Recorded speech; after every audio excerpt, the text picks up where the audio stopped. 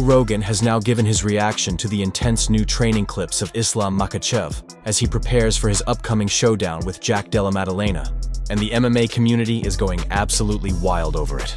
King huge. He's a threat everywhere. Like, he's big, dude. Yeah. When I interview him in the cage afterwards, I'm always like, how? Really? How are you 155? Yeah. How? I know. How? I know. He's thick as he's got a giant back. Yeah. And when he gets a hold of guys, it's like he's just got this leverage. He's big. That's about as big as you can get and keep doing that. He could do everything. Like, he knocked down Oliveira. He had Oliveira in real trouble. The Volkanovski head kick, though, and it was also the way he set it up. He kept kicking to the body. Oh, my God. I think people just assume that all he's going to do is wrestle. But then when you see him go in there and outstrike somebody, he even boxed with Poirier. Yeah, he is the truth.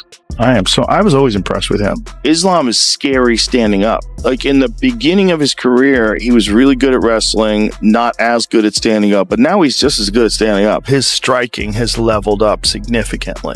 Like, his striking is much, much better than it was when he was younger. He's a threat everywhere. Like, when he knocked out Volk with that high kick. Yeah. If I was in Volk's corner, I would say, no. I know. You're not taking it. You've been fucking drinking beer and eating kebabs. Like, there's no way you're taking this fight on 10 days notice. Because you look at the slide that his career took, right? He arguably won that first fight with Islam. Very close fight, loses a decision, super close fight with the pound for pound best fighter in the world, 10 pounds up. Everybody's like, Volk might be the best pound for pound fighter in the world. And then he takes that fight on 10 days notice, gets head. Footage highlights Islam seamlessly blending his wrestling into relentless top control, overwhelming training partners while sharpening every sequence under Khabib's guidance. Rogan notes how unique Islam's rhythm is.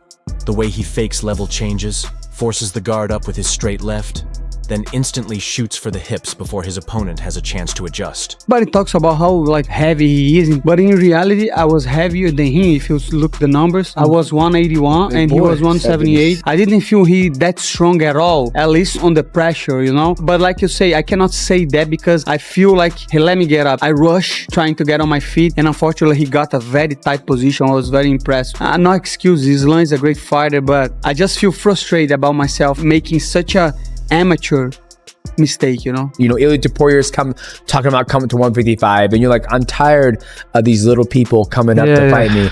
That makes sense. Give the chance third time from the same guy. Okay, I beat the Volkanovski twice. People still say you beat small guy. Yeah, he's not your weight division.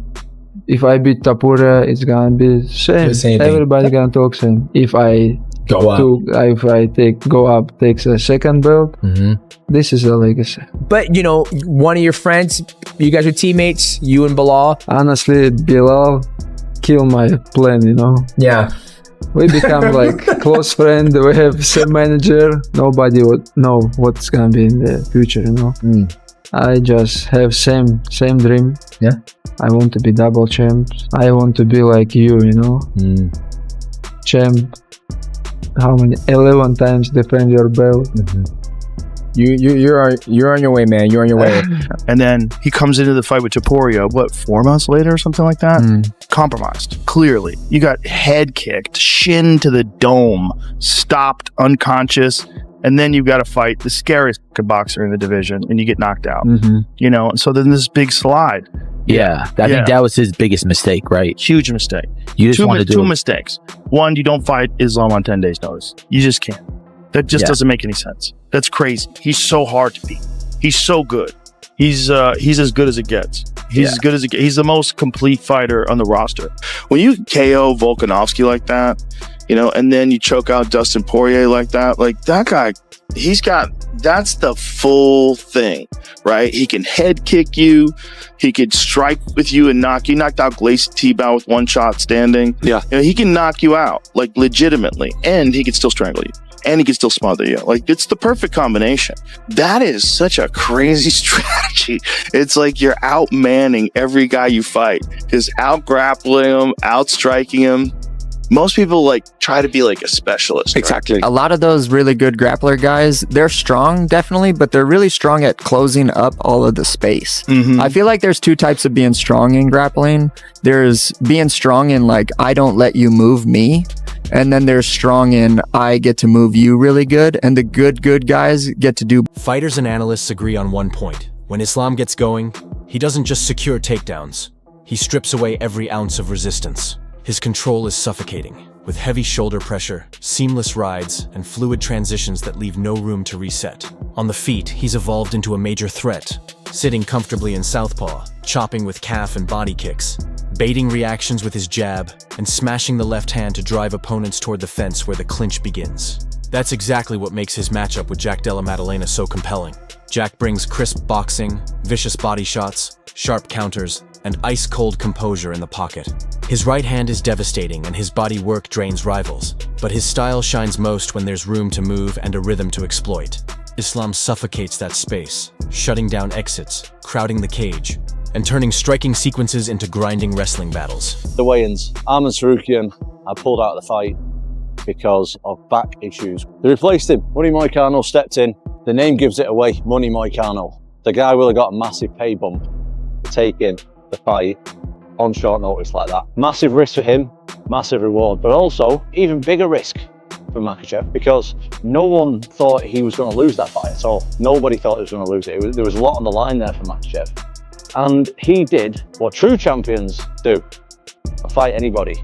Got the fight to the floor, finished him with the dash choke. It's what a lot of people expected, including me, but he could have lost the fight just because it's an MMA fight, do you know what I mean? Now we're seeing Dana White coming out and saying, the pound for pound number one in the world, Islam Makhachev. Yeah, I'll give it to him.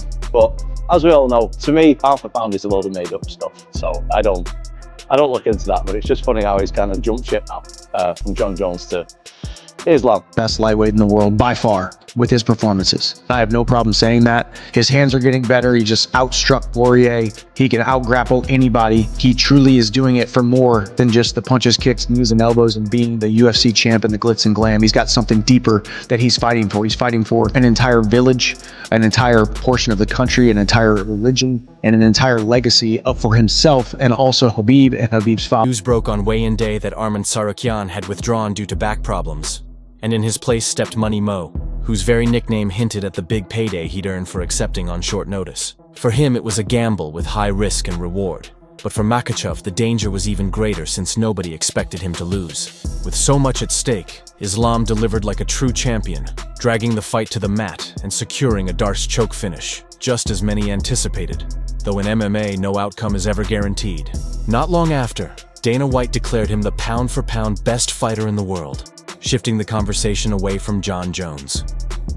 While the pound-for-pound debate is often seen as subjective, there's no denying Islam's dominance at lightweight.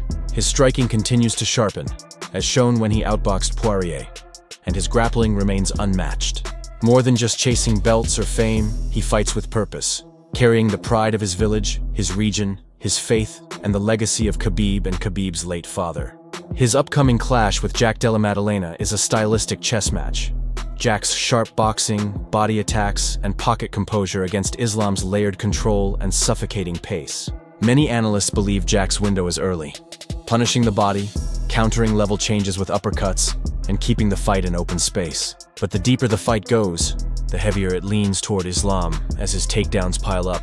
Ground and pound creates openings and submissions loom, turning momentum into something nearly impossible to stop. What I think of the main event? Yeah, the finish. Incredible. I mean, you got two of the absolute best in the world in their prime facing off, and I went up into the octagon after Khabib said, I told you he's the best in the world. To beat Oliveira is one thing, to beat him the way he beat him is another, and as fast as he did it, he looked incredible tonight. You know, the big question going in tonight was how is he going to deal with the pressure?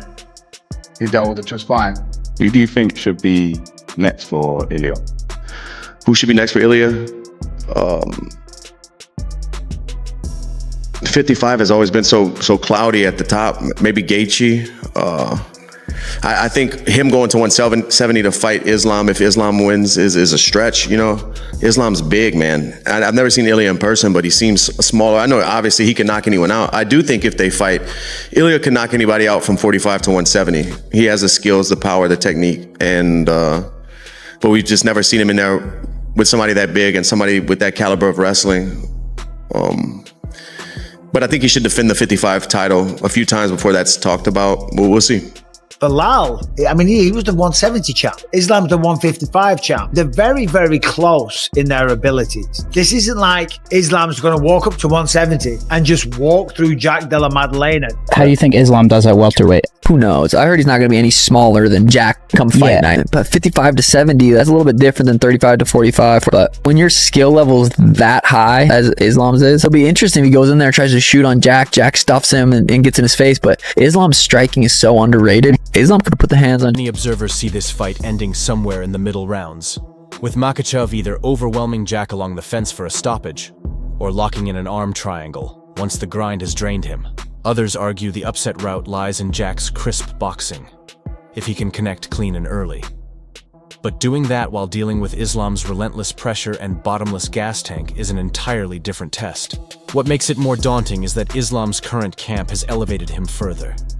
His cardio is peaking, his transitions are smoother than ever, and his striking flows with confidence. With Khabib in his corner fine-tuning everything from wrist rides to cage control, this version of Makhachev looks like the most dangerous iteration the sport has seen yet. And if he wins, they're gonna make that fight happen against Islam. You think so? Yeah. Well, if Jack Della Maddalena wins, then Jack is the new welterweight champion. And, you know, maybe he fights Islam. That makes a lot of sense. The problem with Islam fighting Bilal is that they train together. And I think, you know, they kind of how many guys we see fighting between each other that they used to train before? Oh, I agree. I mean, I think they should fight. Yeah, they should fight. I definitely think they should fight. I think Khabib doesn't like that idea. Yeah, they have 500 fighters on in the roster at least. I think Islam's the match. I think that's what they want to do. Is that he had a good run at lightweight, and I think he's keen to try and capture a second belt. So I think that's the fight that they're keen to make. And I think it's a good story. You know, Makhachev fought Volk here, and I like the matchups. You know, styles make fights, and I like the different challenges that every different fighter presents. So I'm just excited to get in there. Islam Makhachev is a better version of Bilal. The striking on the feet, I think it's easier than Bilal, because he's more just, he'll stay in one stance. He's more traditional style. But yeah, he's the pound for pound #1. So it's a tough fight. But I guess we'll watch all his fights again, make a solid game plan, and then just start working at it. From pretty much now, I'm going to start working on ways to beat him, different ways to get back to my feet, stuffing the takedown. But I'm pretty confident I can get this one done. Yeah, it's gonna be a hard fight. Honestly, it's gonna be. I saw his fight against Bilal. He's good, man. He's good. When he beginning fighting in UFC, he had problem with the wrestling, but now he's improved because I see he training a lot with the wrestlers, with the grapplers, and that's why he's a champion right now, and he's good everywhere. But we will see who is the best fighter in the world. It's the best time, you know. I was waiting for Tsarukyan because he have also very good win streak, and like people waiting for this fight. He was pulled out in the last fight, and I don't see some interesting fight in my division. That's why I will make decision to move up, because now they have new champion, a very good fighter, Jack Della Maddalena, and it fight make me training every day, make me wake up early morning. Obviously, we have JDM. We have JDM versus Islam Makhachev. We all know that they're more likely they're going to fight. Their fight's going to take place October 20th. I don't know where the location is going to be, but they're going to. Many observers see this fight ending somewhere in the middle rounds, with Makhachev either overwhelming Jack along the fence for a stoppage, or locking in an arm triangle once the grind has drained him. Others argue the upset route lies in Jack's crisp boxing, if he can connect clean and early. But doing that while dealing with Islam's relentless pressure and bottomless gas tank is an entirely different test. What makes it more daunting is that Islam's current camp has elevated him further. His cardio is peaking, his transitions are smoother than ever, and his striking flows with confidence. With Khabib in his corner fine-tuning everything from wrist rides to cage control, this version of Makhachev looks like the most dangerous iteration the sport has seen yet.